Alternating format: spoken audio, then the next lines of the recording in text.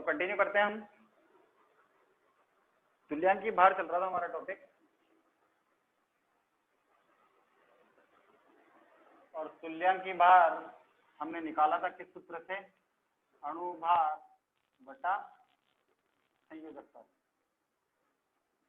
और अणुभार निकालना हम पहले ही सीख चुके थे, और संयोजकता निकालना मैंने आपको बता दी थी कि यदि धनावेशित परमाणु और ऋणावेशित परमाणु पर अगर एक आवेश होता है तो संयोजकता एक होती है। जैसे मैं बता रहा हूँ, देखना वापस लिख करके, जैसे ए और बी। ए क्या है? धनावेशित, बी क्या है? ऋणावेशित परमाणु है एक प्रकार के। इस पर अगर +1 आता है, -1 आता है तो संयोजकता कितनी आती है? अगर ऐसा होता है तो संयोजकता आती है 1। यदि ये +1 आता है, ये -2 आता है तो संयोजकता आती है 2। यानी जो अधिकतम नंबर होगा वही संयोजकता होगी, लेकिन उसकी कंडीशन क्या है? दूसरे की 1 होना चाहिए तब होगी।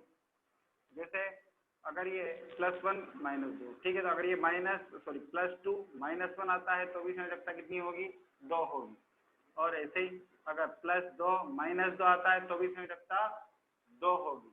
और अगर ये +1 -3 आता है तो संयोजकता 3 होगी। और ये +3 -1 आता है तो भी संयोजकता 3 होगी। यहां तक मैं आपको बता चुका था, याद करो। यहां तक का देख लिया था हमने।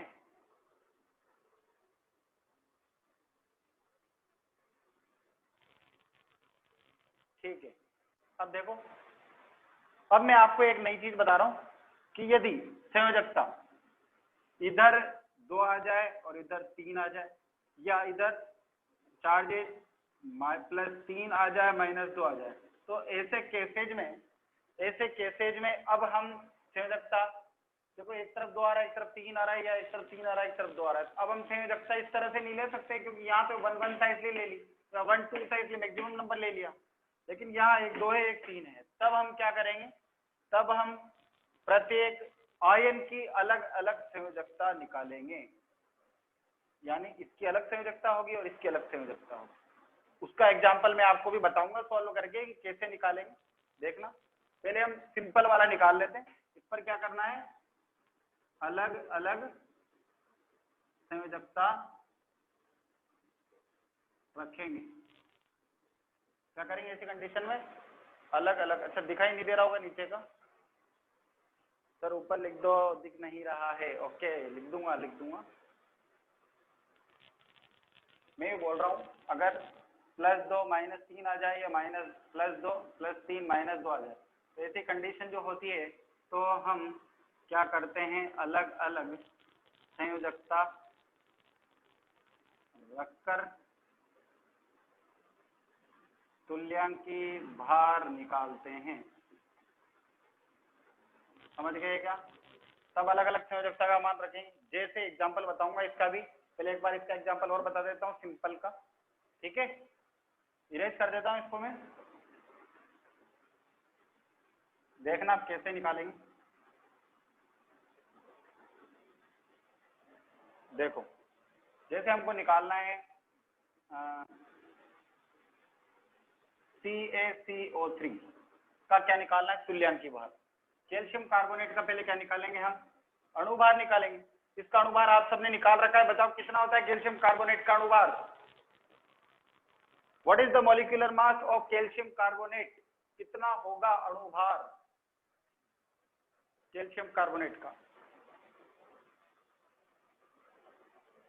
बोलो। सेंचुरी लगा दो। अरे सेंचुरी लगा दो।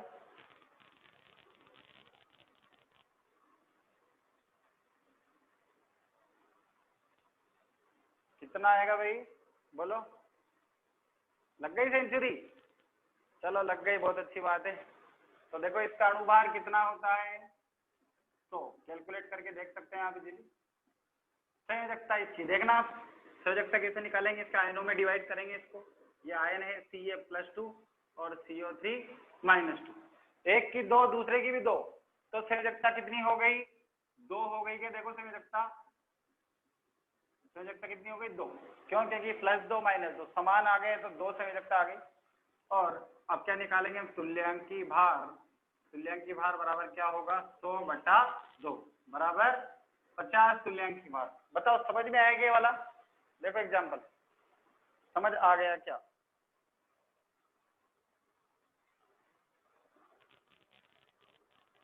बोलो समझ में आ गया क्या?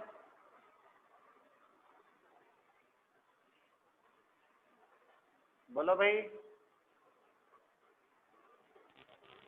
ओके चलो आगे बढ़ते हैं।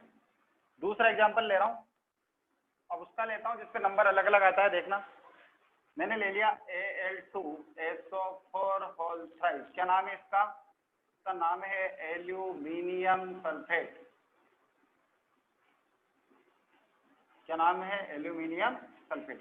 अब देखो इसका क्या निकालना है हमको? तुल्यांकी भार। तो पहले क्या पता होना चाहिए? इसका अणुभार पता होना चाहिए। और अणुभार निकालने के लिए मैंने आपको तरीका बताया कि पहले परमाणुओं को गिनेंगे। देखो एल्यूमिनियम कितने हैं? 2 हैं। फिर सल्फर कितने हैं? देखो 3 हैं। सल्फर कितने हैं? 3। फिर ऑक्सीजन कितने हैं? 12। दिख रहे हैं? देखो 4 3 12। तो पहले परमाणु गिन लिए अपन ने। अब क्या करेंगे हम इनके? अब इनके क्या करेंगे हम? 342, हाँ सही है, पर एक बार बता देता हूँ, देख लो तुम तो। अब क्या करेंगे? भार, परमाणु भारों को जोड़ देंगे। देखो 2 एल्यूमिनियम थे तो 2 इंटू कितना होता है एल्यूमिनियम का? 27 प्लस सल्फर का कितना होता है? 32। 3 है इसलिए 3 इंटू 32 प्लस ऑक्सीजन कितने हैं? 12 है। ऑक्सीजन का होता है 16। सॉल्व करेंगे 27 दूनी 54 प्लस 3 दूनी 6 3 3 96 और 12 इंटू 16 कितना होता है? 3 12 कम 12 13 14 15 152। और जब इन तीनों को जोड़ते हैं तो आता है आंसर 342। यानी ये तो क्या आया? इसका अणुभार। क्या कैलकुलेट कर लिया हमने? ये अणुभार। अब क्या निकालेंगे हम? संयोजकता। और संयोजकता निकालने के लिए इसको क्या करेंगे हम? आयनों में विभक्त करेंगे। इसको आयनों में बांटेंगे तो क्या क्या आयन आएंगे? देखना, तोड़ेंगे तो देखो एल्यूमिनियम आयन, क्या आयन रखता है? एल्यूमिनियम +3 रखता है। क्यों रखता है ये आपको पता है? इसका बाह्यतम कोश में 3 इलेक्ट्रॉन होते हैं और तीनों इलेक्ट्रॉनों को क्या कर देता है? त्याग देता है और अष्टक को पूर्ण करता है। ऐसा ये +3 आवेश प्रदर्शित करता है। ऐसे ही ये है सल्फेट SO4-2। इन दोनों आयनों से बना हुआ है सूत्र, सही है? तो देखो आयन क्या क्या आ रहे हैं? एक तो आ रहा है +3 और एक आ रहा है -2। ये वही कंडीशन आ गई क्या जैसी मैंने कंडीशन बताई थी अभी आपको? जब एक का प्लस में 3 हो माइनस में 2 हो, या एक का प्लस में 2 हो और माइनस में 3 हो, अगर ऐसी कंडीशन आती है तो उस दौरान क्या करते हैं? दोनों की अलग अलग संयोजकता लेते हैं। क्या करेंगे? दोनों की अलग अलग संयोजकता लेंगे और अलग अलग तुल्यांकी भार निकालेंगे। देखना कैसे निकालेंगे। अब देखना भाई, यहां पर हमको क्या मिल रहा है? ये आयन एल्यूमिनियम आयन, तो एल्यूमिनियम +3, इसकी संयोजकता कितनी आ रही है? 3 आ रही है क्या? देखो एल्यूमिनियम +3 की संयोजकता कितनी आ रही है? 3। तो ये तो आयन और ये नीचे संयोजकता कितनी आ जाएगी? 3 प्लस सल्फेट, ये SO4-2, सल्फेट की कितनी आ रही है? देखो चेक करो कितनी आएगी? 2। देखो जो चार्ज होता है वही संयोजकता होती है। चार्ज कितना है? 2, ये संयोजकता 2, 3, इसलिए 3। क्लियर? अब क्या करना है? दोनों का अणुभार देखेंगे। देखो एल्यूमिनियम का कितना होता है? 27 होता है। एल्यूमिनियम का कितना होता है? 27/3। ठीक है, ये तो बिटार देता हूँ, मेरे चार्जेस लिखे थे अपन ने, क्यों? परमाणुओं से मतलब 27/3। सल्फर, इसका देखो SO4 का कितना आएगा? सल्फर 1 है तो 32 प्लस ऑक्सीजन 4 है तो 16 चौक 64/2। तो ये होगा तुल्यांकी भार का फॉर्मेट। तो 3 नाम 27 प्लस 32 और 64 कितने होते हैं? 60 70 80 90 और 96/2 बराबर 9 प्लस 2 का भाग देंगे कितना आएगा? 2 चौक 8 2 8 16 48 और 9 57। चलो देखो समझ में आएगा ये वाला? बोलो समझ में आएगा ये वाला?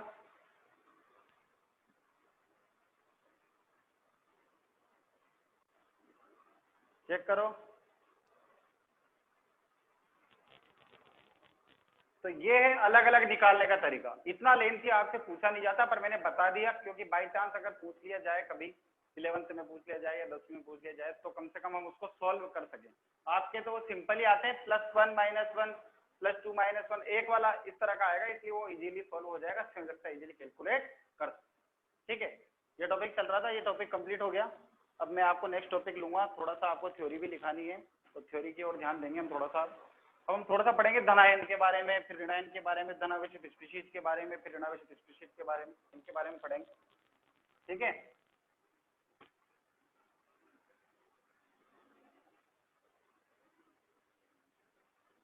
चलो देखो,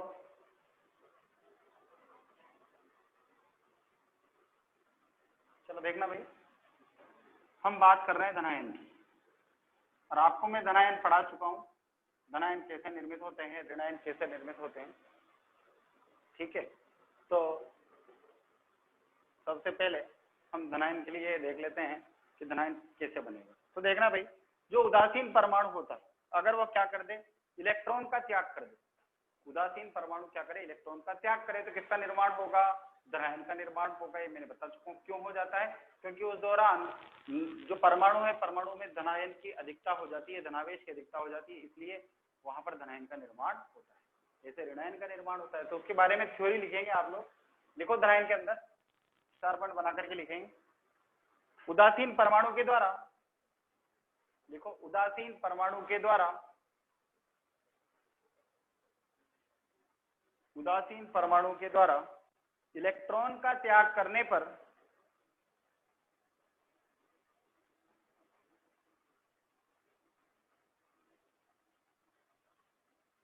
उदासीन परमाणु के द्वारा इलेक्ट्रॉन का त्याग करने पर धनायन का निर्माण होता है, क्योंकि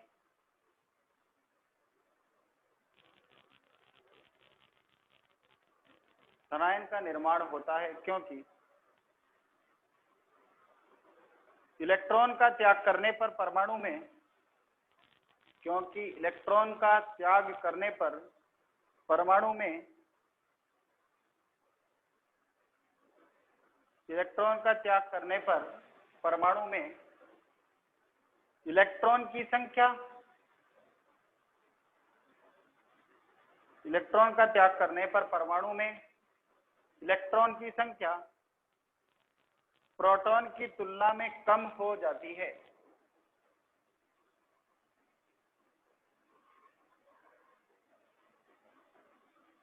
इलेक्ट्रॉन की संख्या प्रोटॉन की तुलना में कम हो जाती है। क्लियर? तो ये है धनायन।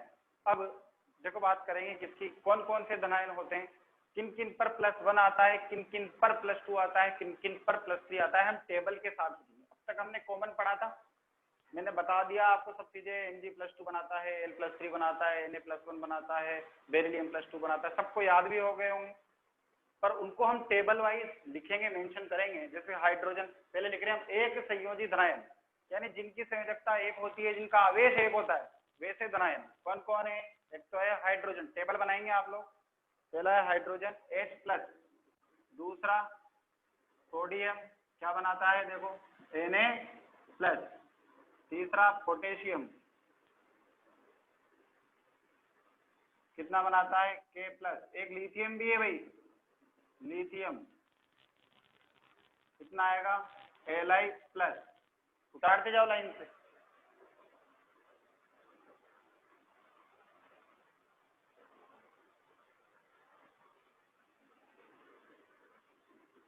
प्लम्बस Pb+, ये प्लस का मतलब +1 है सब पर, ठीक है। क्यूप्रस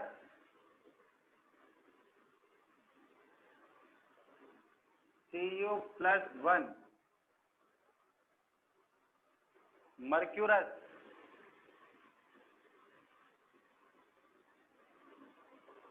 Hg+1,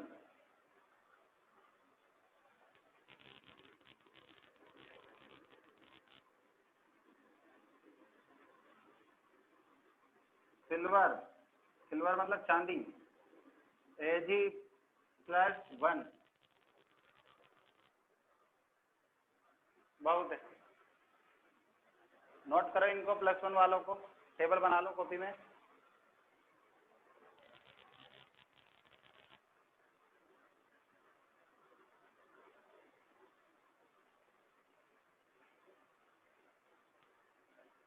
बन जाए तो डन लिख देना।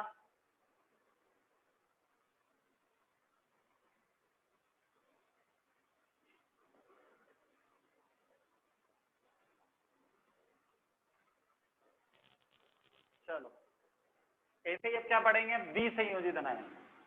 द्विसंयोजी धनायन,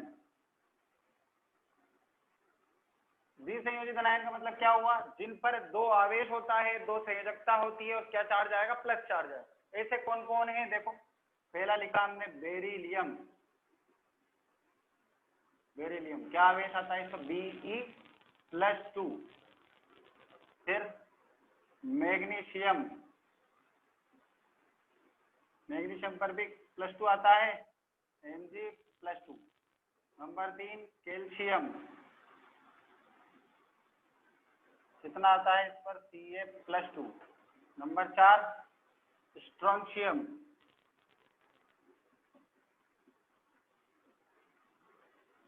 Sr+2। नंबर 5 नोट करते जाओ भाई, प्लम्बिक,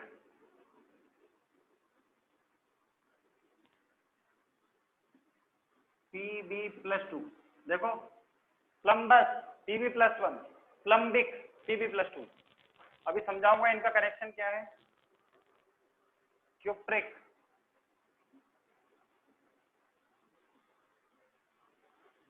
Cu+2। Ferrous Fe+2। Zinc Zn+2।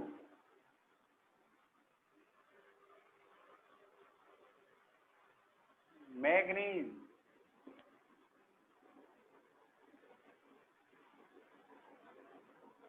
Mn+2।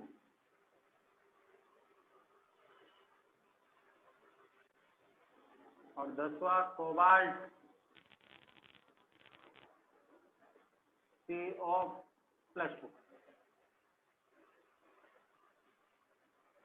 Table note करो।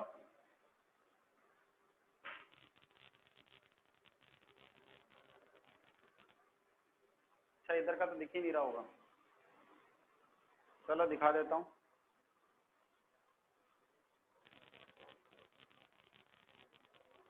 लो भाई अब दिख जाएगा, देखो मैसेज नीचे नहीं दिख रहा, अब दिख जाएगा, देखो अब देखो।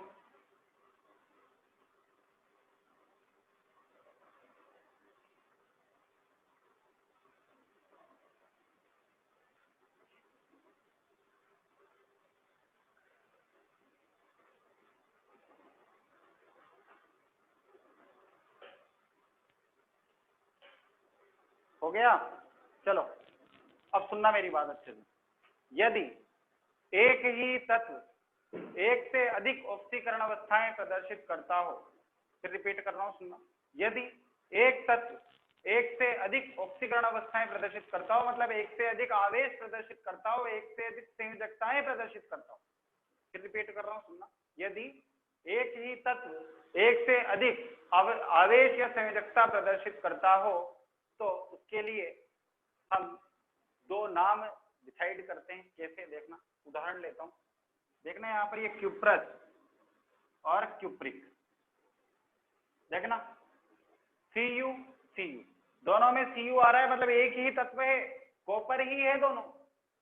तो यहाँ पर आपको एक छोटा सा हिंट दे देता हूं, अगर निम्न ऑक्सीकरण अवस्था होती है, अगर क्या होती है, निम्न ऑक्सीकरण अवस्था लिख रहा हूं मैं यहाँ, किसी भी तत्व जो एक से अधिक ऑक्सीकरण अवस्था प्रदर्शित करता है, एक से अधिक आवेश, एक से अधिक संयोजकता प्रदर्शित करता है, निम्न आवेश हो या निम्न संयोजकता हो या निम्न ऑक्सीकरण अवस्था हो, तो उसके लिए हम पीछे की तरफ अनुलग्न जो लगाते हैं वो क्या लगाते हैं, अस लगाते हैं। क्या लगाते हैं, पीछे की तरफ अस लगाते हैं, अनुलग्न, पीछे लगाने वाला शब्द अनुलग्न कहलाता है। और अगर उच्च आवेश होता है तो उसके लिए हम क्या लगाते हैं, इक लगाते हैं, IC इक। जैसे उदाहरण देखना यहाँ पर, मैंने लिया कॉपर +1 और दूसरा उदाहरण लिया मैंने कॉपर +2। देखना यहाँ पर, एक तो क्या है कॉपर +1, एक क्या है कॉपर +2। बताओ दोनों एक ही तत्व हैं, एक ही प्रकार के, और दोनों पर आवेश एक पर +1 है, एक पर +2 है। तो जो निम्न वाला आवेश होगा उसके पीछे क्या लगाएंगे, अस लगाएंगे। नाम क्या है दोनों का, कॉपर। नाम क्या है, कॉपर, ठीक है, कॉपर है।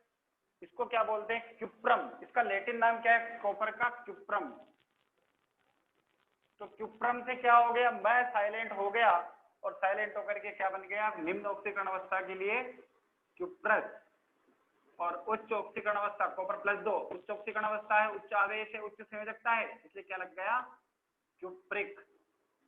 ये देखो क्यूप्रस, क्यूप्रिक, +1 +2। ये बात क्लियर है क्या? और उदाहरण बता रहा हूं, देखना अभी, देखना और उदाहरण। एक तो ये एग्जाम्पल हो गया आपका, दूसरा एग्जाम्पल देखना। मैंने ले लिया Hg+1 और Hg+2। देखो एक ही तत्व है, एक ही तत्व है Hg। नाम क्या है इनका, इस तत्व का, मरकरी, पारा जिसको हम बोलते हैं। क्या नाम है इनका, मरकरी या पारा, ठीक। अदर नेम है इसका हाइड्रोजीरियम। एक नाम और होता है इसका, वो है हाइड्रोजीरियम, जो लैटिन नाम है इसका। इस लैटिन नाम के बेसिस पर ही इनके प्रतीक बनाए गए Hg। अब देखना है यहाँ पर, ये है Hg+1। निम्न ऑक्सीकरण अवस्था दिखाई दे रही है, ये उच्च ऑक्सीकरण अवस्था दिखाई दे रही है, मतलब ये निम्न आवेश है और ये उच्च आवेश है। तो निम्न आवेश के लिए पीछे क्या लगाते हैं, अस लगाते हैं। तो क्या बन गया है, मरक्यूरस। और ये हाइयर है, उच्च है, इसलिए क्या बन गया, मरक्यूरिक। देखो क्लियर है क्या? और तीसरा उदाहरण देखना, Pb+1 और Pb+2 दोनों है। निम्न के लिए अस, उच्च के लिए पीछे इक लगाना है। नाम क्या है इसका, प्लम्बम। नाम क्या है इसका, प्लम्बम। अब देखना, Pb+1 है तो निम्न हुआ, निम्न आवेश, इसलिए क्या लगाएंगे, प्लम्बस। और इसके लिए क्या हो जाएगा, प्लम्बिक। बताओ तीनों एग्जाम्पल समझ में आए क्या? देखो तीनों एग्जाम्पल, तीनों एग्जाम्पल समझ में आएगा, निम्न और उच्च वाला।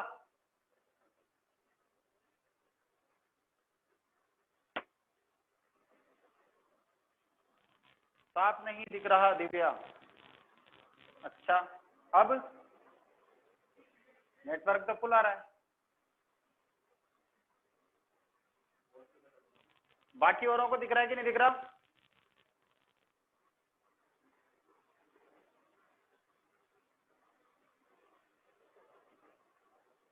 बाकी औरों को दिखने में प्रॉब्लम आ रही है क्या? दिख रहा है। दिव्या तुम्हारे नेटवर्क प्रॉब्लम हो सकती है। देखो बरसात का मौसम है तो नेटवर्क डिस्टर्ब हो ही जाता है। ये बताओ समझ में आएगा सबको एग्जाम्पल, निम्न आवेश उच्च आवेश वाले?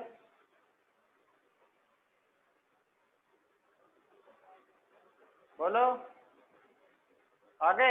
एक एग्जाम्पल और देखना, मैंने लिखा Fe+2 और एक लिखा Fe+3। ये दोनों बनाता है आयरन, +1 नहीं बनाता है, क्या बनाता है, Fe+2 बनाता है और Fe+3 बनाता है। अब देखना है यहाँ पर, ये निम्न आवेश है क्या, +2 निम्न है, +3 क्या है, उच्च है इन दोनों में।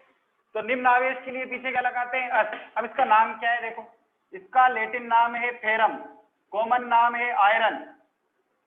लैटिन नाम तो क्या है, फेरम, कॉमन नाम क्या है, आयरन, और हिंदी में क्या कहते हैं, लोहा, ठीक। तो देखना निम्न आवेश के लिए पीछे क्या लगा देंगे, अस, तो क्या बन गया है, फेरस। और इसके लिए क्या लगा देंगे, इक, तो क्या बन गया है, फेरिक। समझ में आई क्या बात? ये तरीका है अपना एडमिट करने, ये तरीका है इससे पता लगाने का इजीली। तो ये होती है क्या, आवेश, संयोजकता है, सब चीजें। ये तो धनायन थे हमारे सारे के सारे, कौन से, एक संयोजी और द्विसंयोजी। अब हम बात कर लेते हैं त्रिसंयोजी धनायनों, हेडिंग डालेंगे त्रिसंयोजी धनायन, 3rd नंबर। इनको नोट कर लेना भाई उदाहरणों को। त्रिसंयोजी धनायन, त्रिसंयोजी धनायन का मतलब क्या हुआ, जिन पर 3 संयोजकता होती है, 3 आवेश होता है, किसमें, धन में, ठीक है। पॉजिटिव में 3 होगा। जैसे उदाहरण देखना, पहला उदाहरण मैंने लिया बोरोन।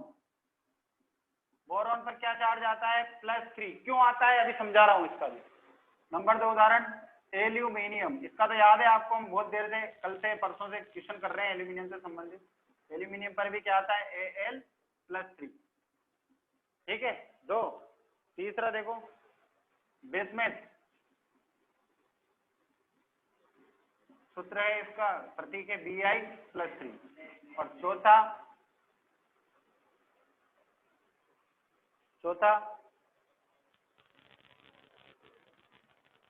फेरम,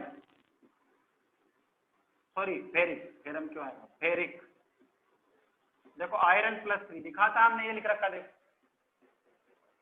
आ गया नाम। तो ये है फ्री संयोजी धनायन। अब इसका मैं समझाता हूं आपको कि क्यों बोरॉन पर +3 आ रहा है। देखना आप, बोरॉन का प्रतीक है B, बोरॉन का परमाणु क्रमांक होता है 5, ठीक है, 5 परमाणु क्रमांक है इसका। अब हम इसका क्या लिखेंगे, इलेक्ट्रॉनिक विन्यास, कौन सा वाला, K11 वाला। देखना KLMN, K में 5 में से 2 इलेक्ट्रॉन आ जाते हैं अधिकतम, ये हम जानते हैं सब। फिर L में नंबर आता है तो कितने आएंगे, 3 आ जाएंगे। MN की जरूरत ही नहीं पड़ी, तो 2 और 3। अब देखो ये कोश K में पूरा भरा हुआ है अभी, L में क्या है, 3 इलेक्ट्रॉन है। अगर अष्टक पूरा करना है तो 5 इलेक्ट्रॉन लेगा या फिर ये 3 इलेक्ट्रॉन त्यागेगा, तो स्टेबिलिटी आएगी। तो देखना इसके लिए 5 इलेक्ट्रॉन लेना ज्यादा आसान है या 3 इलेक्ट्रॉन त्यागना ज्यादा आसान है, बताओ। फेरिक के ऊपर बिस्मिथ लिखा है, जिसने भी पूछा है, फेरिक के ऊपर क्या है, बिस्मिथ। 3 इलेक्ट्रॉन लेना ज्यादा, 3 इलेक्ट्रॉन त्यागना ज्यादा आसान है भाई। तो ये क्या कर देता है, इन 3 इलेक्ट्रॉनों को त्याग देता है, त्यागते इस पर क्या आ जाता है, B+3, यानी बोरॉन +3 चार्ज दर्शाता है। चलो नोट कर लो सब चीजें, और यहां तक कोई डाउट हो तो पूछ लो, यहां तक नोट कर लो, सब हो जाए तो डन बोल देना।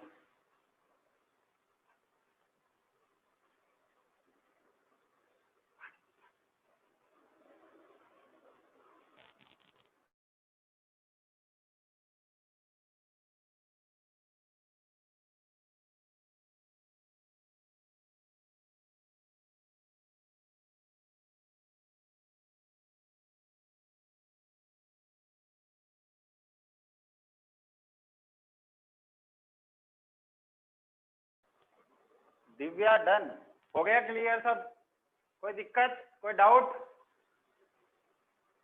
मन में किसी भी तरह का कोई प्रश्न हो तो बोलो।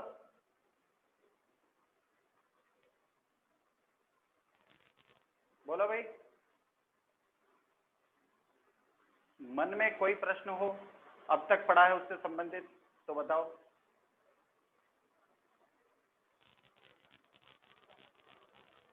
नहीं है, ओके आगे बढ़ते हैं।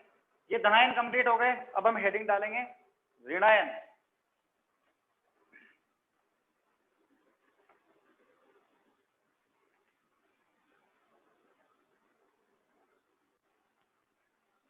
नेक्स्ट हेडिंग है आप लोगों का ऋणायन।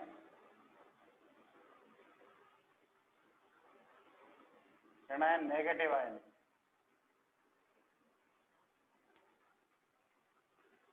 अब देखो भाई, ऋणायन किसे कहते हैं, जब उदासीन परमाणु द्वारा क्या किया जाता है, इलेक्ट्रॉन ग्रहण किया जाता है।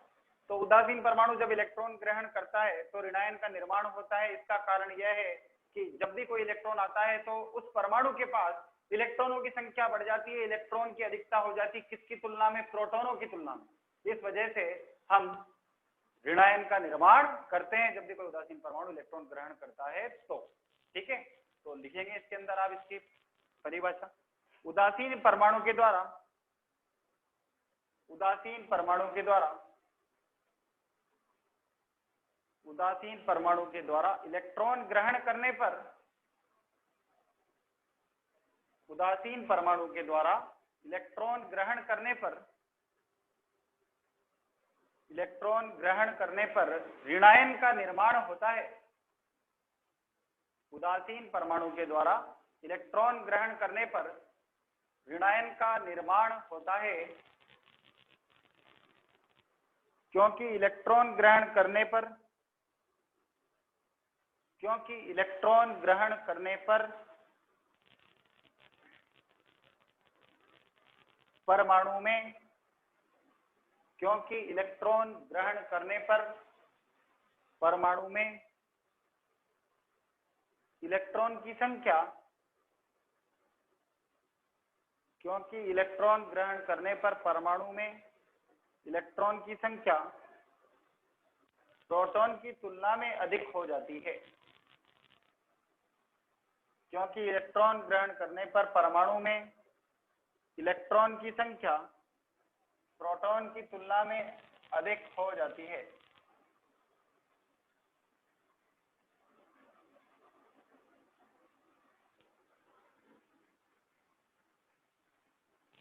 हो गया? इसके उदाहरण लिखेंगे, देखना। इसमें ज्यादा नहीं है क्योंकि हमने मूलक में पढ़ लिए थे बाकी के, तो देखो तो 2-5 लिखेंगे इसमें हम। Hydride H-1, chloride Cl-1, fluoride